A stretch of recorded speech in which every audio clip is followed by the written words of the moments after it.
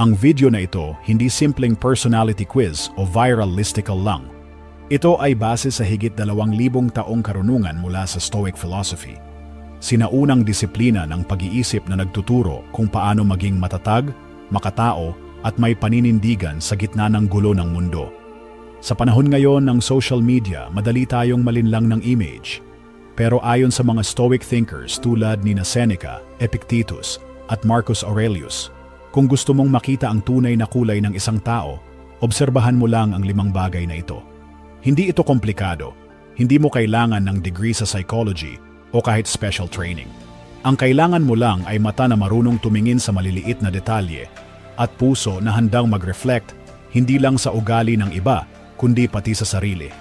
Kaya kung handa ka ng matutong makita ang tunay na pagkatao ng isang tao, kahit gaano pa siya kagaling magtago, umpisahan na natin.